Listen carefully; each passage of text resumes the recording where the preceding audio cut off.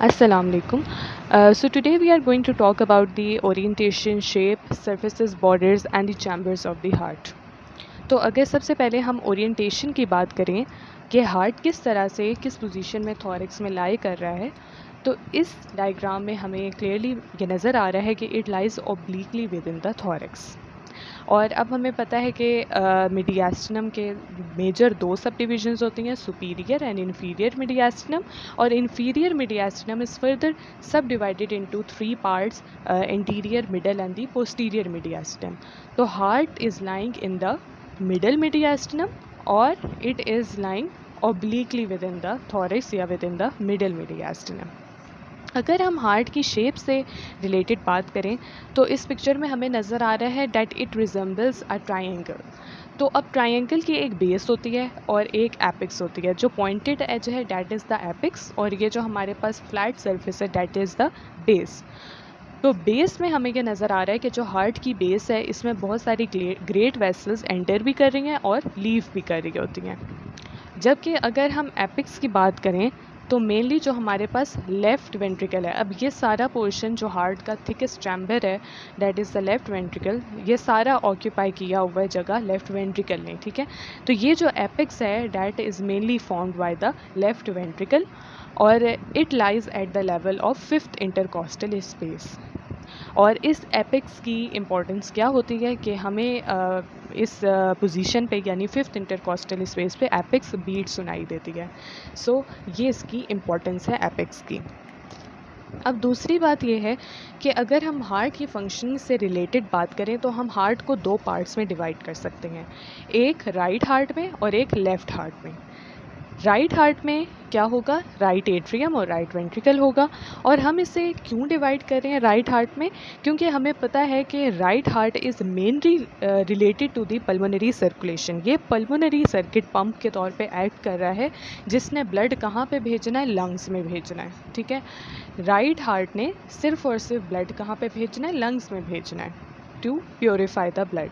जबकि left ventricle में हमारे पास क्या चीज़ है, left atrium and the left ventricle, और इसने ब्लड को पूरी बॉडी में पंप करना है। ठीक हो गया, यानी कि सिस्टमिक सर्कुलेशन में इसका रोल है, सिस्टमिक सर्किट पंप के तौर पे ये एक्ट कर रहा है। तो इस तरह से हम हार्ट को राइट हार्ट और लेफ़्ट हार्ट में डिवाइड कर सकते हैं। अगर हम हार्ट के चैम्बर्स की बात करें तो हमारे पास चार चैम्बर्स होते हैं हार्ट के, right atrium, left atrium, right ventricle and the left ventricle. अब ये हमारे पास चार चैम्बर्स हैं हार्ट के, ये हमारे पास क्लियरली नज़र आ रहे हैं, दो ventricles, right ventricle and the left ventricle. This is the left ventricle and this is the right ventricle. Left ventricle हम किस तरह से पहचान रहे हैं, क्योंकि ये थिकर है as compare to the right ventricle. और this is the left atrium and this is the right atrium. ये कौन सा, पोस्टीरियर व्यू है हार्ट का। ठीक है, तो इसलिए हमारे पास क्या है, ये right atrium, left atrium, right atrium, left ventricle and the right ventricle.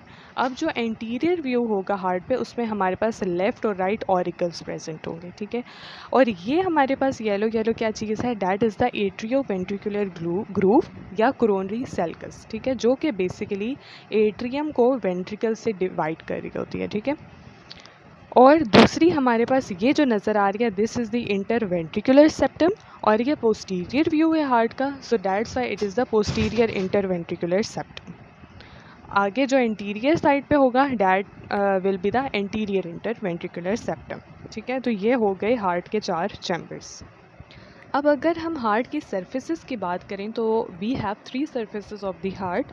कौन कौन सी हैं, एंटीरियर या स्टर्नोकॉस्टल, इन्फीरियर या डायफ्रेगमेटिक और पोस्टीरियर सरफेस जिसको हम बेस भी कह रहे होते हैं। ठीक है, तो अगर हम एंटीरियर या स्टर्नोकॉस्टल सरफेस की बात करते हैं, अब ये एंटीरियर व्यू है हार्ट का। ठीक है, अब हमारे पास क्या है कि हमें दिख रहा है कि जो एंटीरियर साइड है हार्ट की that is mainly occupied by the right atrium and the right ventricle.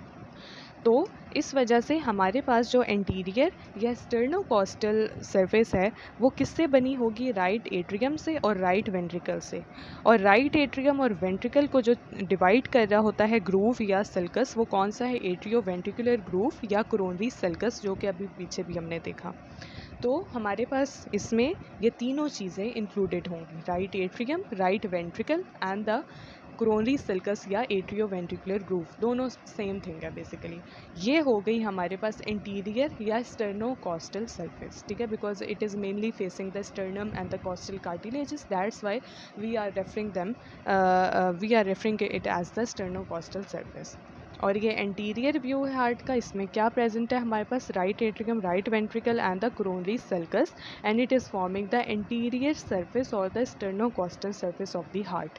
अगर हम इस पिक्चर में देखें तो हम क्यों कह रहे हैं इंटीरियर सरफेस में हमारे पास ये सिर्फ दो चीज़ें हैं, right atrium, right ventricle plus the coronary sulcus, क्योंकि अगर हम इस पिक्चर में देखें तो क्लियरली नज़र आ रहा है कि एंटीरियर साइड पर सिर्फ यही तीनों स्ट्रक्चर प्रोमिनेंट है, ठीक है।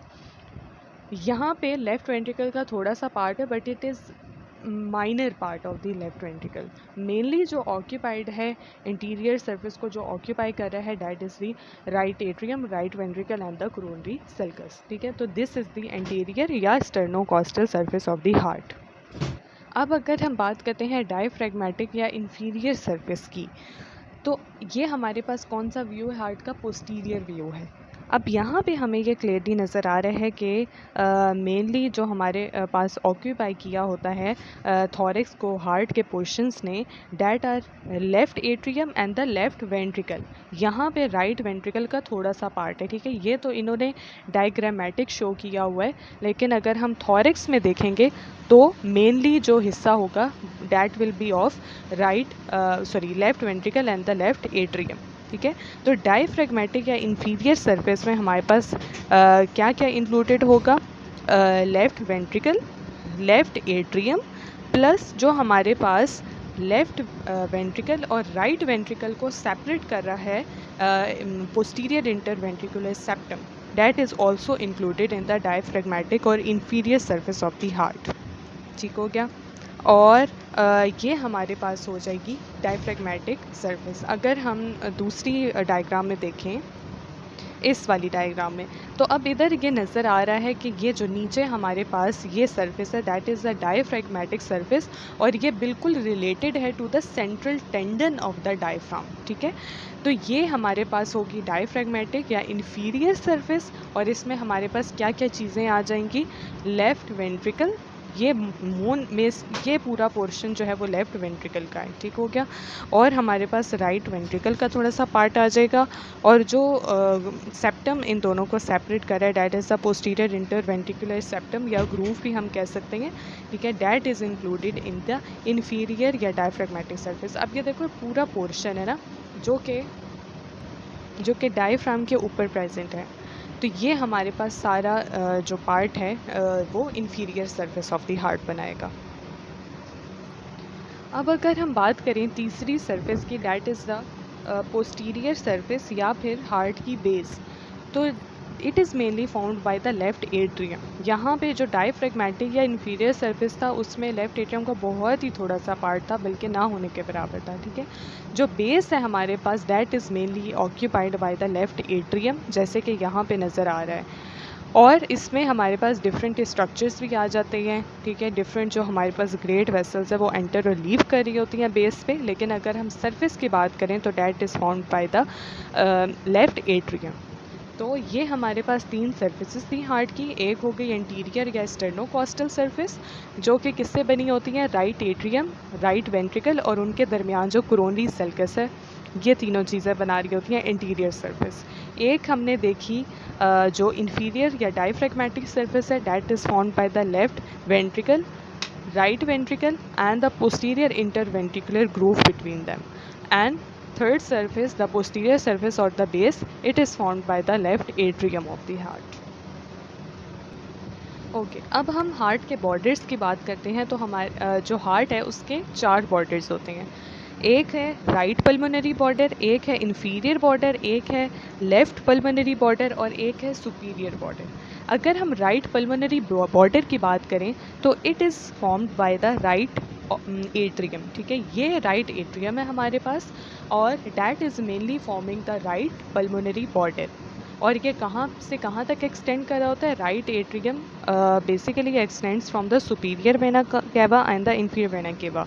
तो ये जो हमारे पास राइट पल्मोनरी बॉर्डर है that is formed by the right atrium which is extending between the superior vena cava and the inferior vena cava. दूसरा जो हमारे पास इन्फीरियर बॉर्डर है, inferior border is mainly related to the inferior surface और diaphragmatic surface of the heart. अब यहाँ से नज़र आ रहा है हमें कि ये जो इन्फीरियर बॉर्डर है ये किससे मिल के बना होगा, राइट वेंट्रिकल से, और बहुत ही थोड़ा सा पोर्शन इसका लेफ्ट वेंट्रिकल का. ये हमारे पास एंटीरियर इंटर वेंट्रिकुलर ग्रूव या एंटीरियर इंटर वेंट्रिकुलर सेप्टम है, ये जो येलो येलो पार्ट है, ठीक है. और ये हो गई हमारे पास राइट वेंट्रिकल का पार्ट, और ये बहुत थोड़ा सा पार्ट है लेफ्ट वेंट्रिकल का. तो जो हमारे पास inferior border of the heart है that is formed by the right ventricle and a slight portion of the left ventricle. इसके अलावा जो हमारे पास थर्ड बॉर्डर है that is the left pulmonary border. ये क्लियरली नज़र आ रहा है कि left ventricle pulmonary border is formed by the left ventricle. और ये जो थोड़ा सा पार्ट है, ये वाला थोड़ा सा पार्ट, ये किसका है, लेफ्ट ऑरिकल का, ठीक है. तो जो ईयर लाइक प्रोजेक्शन होती है that is basically the right और लेफ़्ट ऑरिकल, ठीक है, जो कि ये हमारे पास राइट ऑरिकल और ये लेफ़्ट ऑरिकल है. वो आगे अभी भी हम देखते हैं, उसमें ज़्यादा मज़ीद क्लैरिफिकेशन हो जाएगी. यहाँ पे बस हम ये देख रहे हैं कि ये जो लेफ़्ट पल्मोनरी बॉर्डर है that is mainly formed by the left ventricle and a small portion of the left auricle of the heart. और जो सुपीरियर बॉर्डर है, सुपीरियर बॉर्डर के एंटीरियर व्यू में हमारे पास राइट और लेफ़्ट ऑरिकल्स आ जाएंगे. और अगर हम पोस्टीरियरली बात करें तो ये जितनी भी ग्रेट वेसल्स हैं, असेंडिंग आयोटा आ जाएगा एंड पल्मोनरी ट्रंक जो कि इमर्ज कर रही हैं फ्रॉम दिस बॉर्डर. और जो सुपीरियर वेना केवा है that is entering from its right side, ठीक है. तो ये सारे किस्में इंक्लूडेड होंगे in the superior border of the heart. ठीक हो गया. अगर हम इसको दोबारा से रिवाइज करते हैं, we have the right pulmonary border that is formed by the right atrium extending between the superior vena cava and the inferior vena cava. Inferior border that is mainly formed by the right ventricle and a slight portion of the left ventricle. Left pulmonary border that is mainly formed by the left ventricle plus the slight portion of the small portion of the left auricle, and the superior border that is mainly formed by the right and the left auricle on its anterior side या anterior view में अगर हम देखें.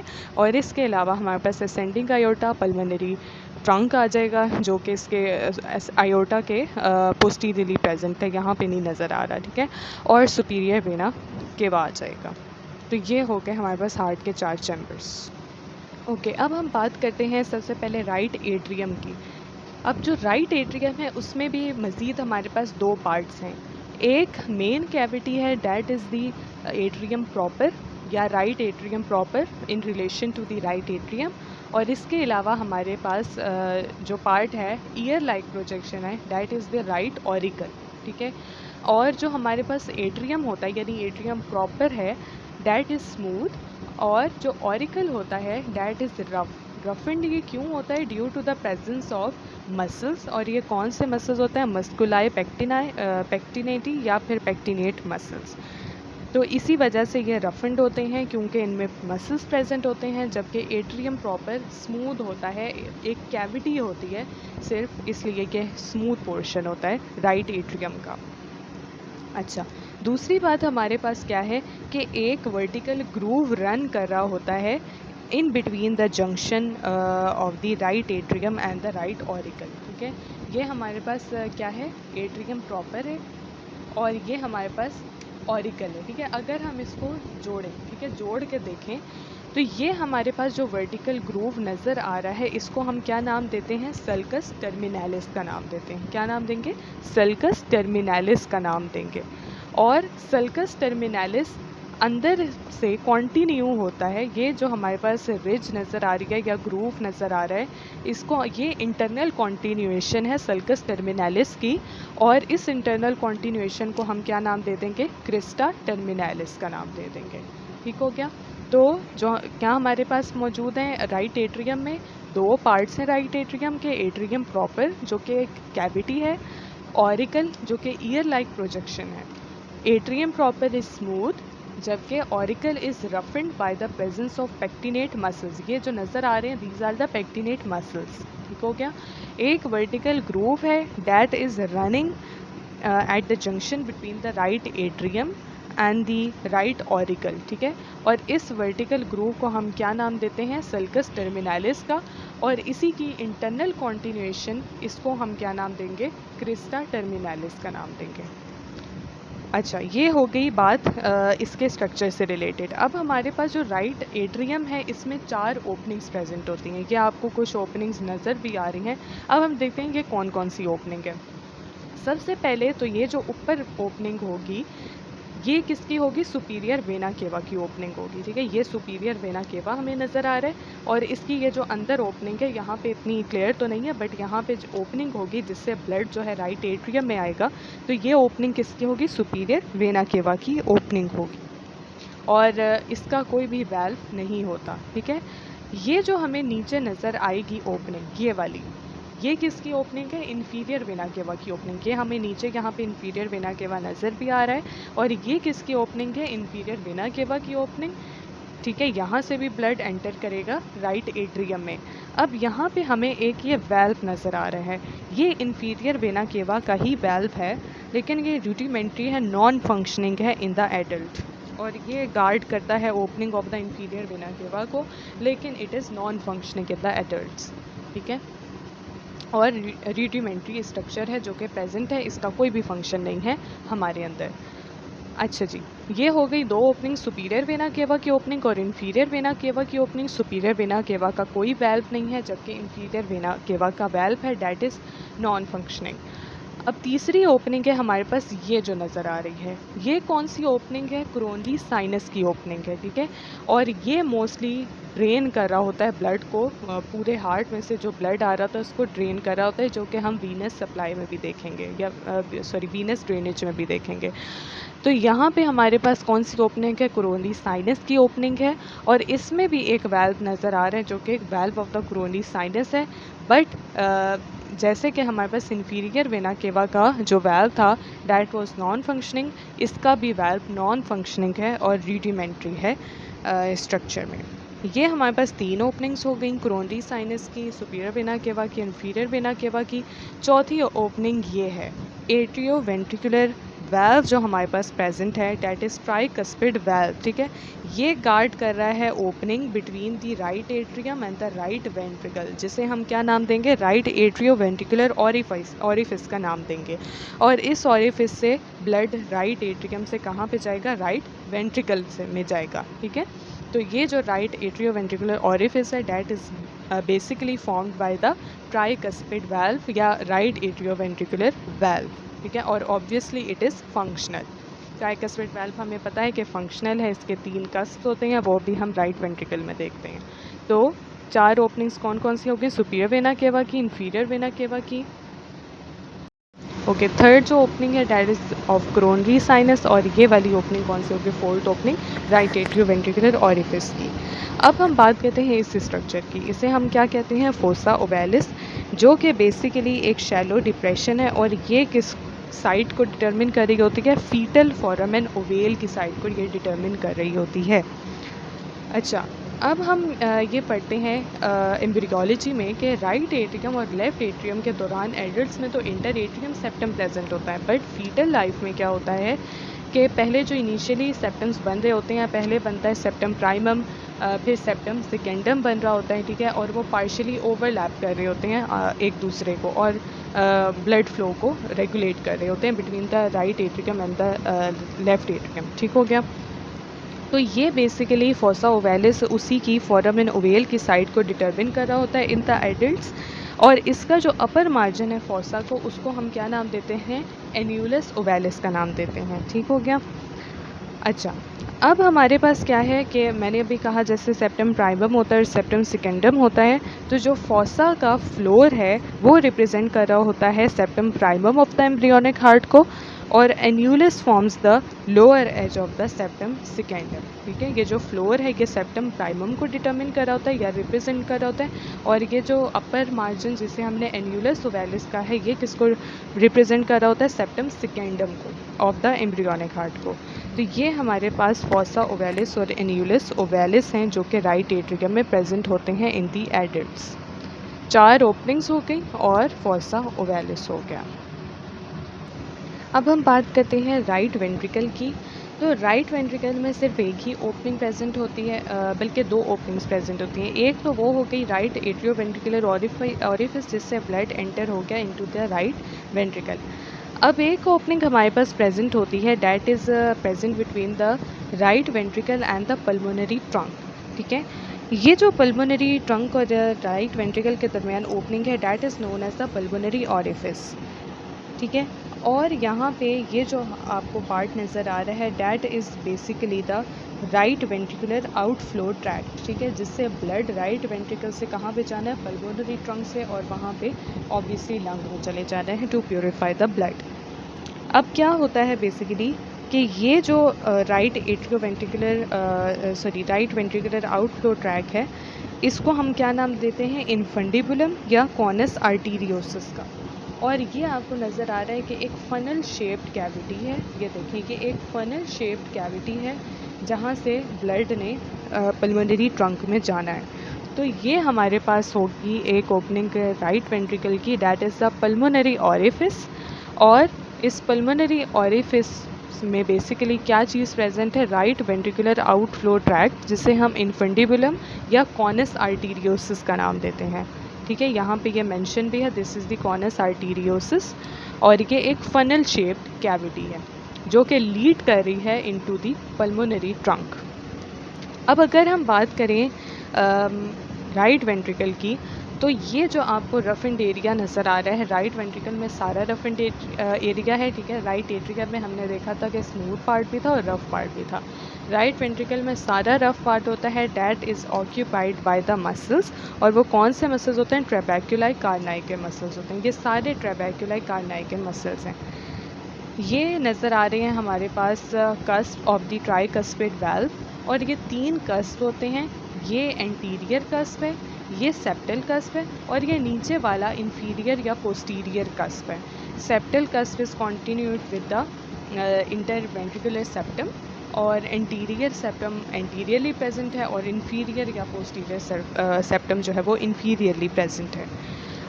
इन cusp के आगे continuation है, ये जो बिल्कुल धागे धागे टाइप के स्ट्रक्चर्स हैं, इनको हम क्या नाम देते हैं, कॉर्डाई टेंडिनी का नाम देते हैं।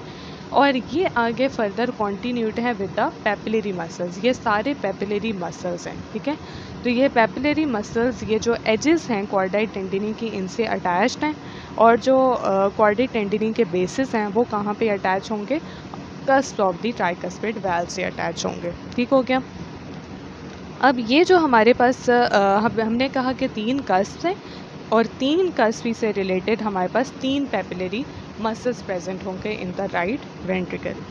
अच्छा, ये जो साइड पे स्ट्रक्चर नज़र आ रहा है, this is also the papillary muscle, लेकिन इसका स्ट्रक्चर थोड़ा सा डिफरेंट है। ठीक है, ये कहाँ से कंटिन्यू है, ये क्रॉस कर रहा है septal to anterior wall of the right ventricle. ठीक है, ये सेप्टल वॉल है राइट वेंट्रिकल की, और ये आगे कंटिन्यूड है in the interior wall of the right ventricle.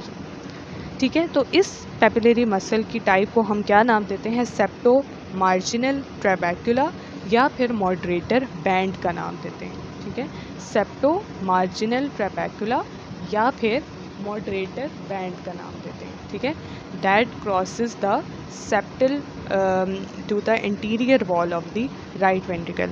और इसकी एक और इम्पोर्टेंस क्या है कि ये कन्वे कर रही होती है एट्रियोवेंट्रिकुलर बंडल की राइट ब्रांच को, जो कि conducting system of the heart बना रही है। हमें पता है कि जो conducting system of the heart है उसमें यहाँ पे जो AV नोड प्रेजेंट होता है, वहाँ से एट्रियोवेंट्रिकुलर ब्रांचेस निकल रही होती हैं, एक राइट ब्रांच निकल रही होती है और एक लेफ़्ट ब्रांच निकल रही होती है। तो ये जो हमारे पास मॉडरेटर बैंड है या सेप्टो मार्जिनल ट्रेबैक्यूला है, it is conveying the right branch of the atrioventricular bundle. ठीक है, या राइट बंडल ब्रांच को कन्वे कर रही होती है। अच्छा, इसके अलावा हमारे पास ये जो 3 कस्प्स हैं, बेसिकली ये किससे बने होते हैं, ये एंडोकार्डियम के फोल्ड से बने होते हैं। ठीक है, हार्ट की 3 लेयर्स होती हैं, epicardium, myocardium and the endocardium. जो एपिकार्डियम होती है वो सबसे आउटर मोस्ट लेयर होती है, और हमें पता है कि वो जो विज़रल लेयर है सीरस पेरिकार्डियम की दो लेयर्स होती हैं, फाइब्रस एंड सीरस पेरिकार्डियम, और सीरस पेरिकार्डियम के फर्दर दो लेयर होती हैं, पेराइटल एंड द विज़रल। ठीक है, तो epicardium is formed by the visceral layer of the serous pericardium. Myocardium जो कि मस्कुलर लेयर बना रही है हार्ट की, और third one is the endocardium जो कि इनर मोस्ट लेयर है हार्ट की। तो ये जो कस्ट हैं ट्राइकस्पिड वाल्व के या बाइकस्पिड वाल्व के, ठीक है, दोनों के कस्ट किससे बने होते हैं? फोल्ड्स ऑफ द एंडोकार्डियम से। ठीक हो गया, ये हमारे पास बात हो गई ट्राइकस्पिड वाल्व से रिलेटेड। अब हम बात करते हैं पल्मोनरी वाल्व से रिलेटेड। पल्मोनरी वाल्व में जो कस्ट नज़र आ रहे हैं वो डिफरेंट शेप के नज़र आ रहे हैं। वो कैसे हैं? सेमी ल्यूनर शेप के हैं। Semi lunar means half moon. ठीक है, हाफ मून की शेप इसी तरह की होती है, तो it is resembling half moon, जिसकी वजह से हम इसको क्या नाम दे देते हैं? सेमी ल्यूनर वाल्व्स का नाम भी देते हैं। ठीक है, ये भी 3 ही है नंबर में, लेकिन इनमें कोई भी ना कॉर्डल टेंडिनाई होंगे, ना ही पेपिलरी मसल्स होंगे। ये डिफरेंस है इनका with that of the tricuspid valve. ठीक है, और इसके अलावा नीचे हमारे पास क्या है कि ये जो पल्मोनरी वाल्व्स हैं that are attach to the arterial wall. ठीक है, ये जो पल्मोनरी ट्रंक है इससे अटैच्ड हैं, और इसके नीचे हमारे पास ये एक साइनस बना रहे होते हैं, जिसे हम क्या नाम देते हैं? पल्मोनरी साइनस का नाम देते हैं, जो कि बेसिकली ये कप लाइक कैविटी है। ठीक है, यहाँ पे तो हमारे पास पल्मोनरी ऑरिफिस हो गई, या जिसे हम क्या नाम देते हैं? कॉनस आर्टीरियोसिस या infundibulum that is forming the outflow tract of the right ventricle. ठीक है, और इससे ऊपर हमारे पास क्या होगी? पल्मोनरी साइनस होगी। ठीक है, जो कि बेसिकली ये कप लाइक कैविटी है। ठीक है, बेसिकली इस साइनस का फंक्शन क्या होता है कि जैसे ही ब्लड ने आगे जाना होता है इन द पल्मोनरी ट्रंक, तो क्या होता है कि ये वैल्स पीछे की तरफ आते हैं। ठीक है, तो ये पीछे की तरफ आके इसी पल्मोनरी साइनस में रेस्ट कर रहे होते हैं, और जब हमारे पास ब्लड ने जाना होता है इनटू द पल्मोनरी ट्रंक, तो क्या होता है कि ये जो वैल्स होते हैं ये प्रेस हो जाते हैं against this wall of the pulmonary trunk. ठीक है, तो ये जब प्रेस हो जाएंगे, बीच में से जगह खाली हो जाएगी, तो ब्लड जो है इनमें से गुजरता हुआ कहाँ पे चला जाएगा? पल्मोनरी ट्रंक में। ठीक है, जैसे ही सारा का सारा ब्लड पल्मोनरी ट्रंक में चला जाएगा, ये दोबारा से अपनी इसी पोजीशन पे आ जाएंगे। ठीक है, और थोड़े से बैक फ्लो की वजह से ये कस पीछे की तरफ मूव करेंगे, तो ये कहाँ पे रेस्ट करेंगे? In the pulmonary sinus. ठीक है, तो ये हमारे पास बात थी हो गई पल्मोनरी साइनस और पल्मोनरी वाल्व से रिलेटेड। और यस, जो हमारे पास पल्मोनरी वाल्व्स थे इनके भी 3 कस्प हैं, और इसके कौन कौन से कस्प हैं हमारे पास? Anterior, right and the left cusp. ठीक है, एंटीरियर, राइट एंड लेफ्ट कस्ट, और इसमें हमारे पास कोई भी कॉर्डाई टेंडिनी या फिर पेपिलरी मसल्स नहीं होते। ठीक है, तो ओपनिंग एक ही है राइट वेंट्रिकल की, that is the pulmonary orifice. ठीक है, और इसमें क्या प्रेजेंट होता है? हमारे पास आउटफ्लो ट्रैक्ट होता है, जिसे हम कॉनस आर्टीरियोसिस या इन्फेंडिबुलम का नाम दे रहे होते हैं। ठीक है, जो रफन पार्ट है राइट वेंट्रिकल का सारा that is formed by the trabecular carneae muscles. ठीक है, कस्ट से रिलेटेड हमने बात की, पेपिलरी मसल से रिलेटेड बात की। मॉडरेटर बैंड हम किसको कह रहे हैं? पेपिलरी मसल है वो, जो कि क्रॉस कर रहा है septal to the interior margin of the right ventricle, और it is conveying the right bundle branch. ठीक है, और फिर हमने बात की पल्मोनरी साइनस और पल्मोनरी वाल्व से related. So that was all about the right atrium and the right ventricle.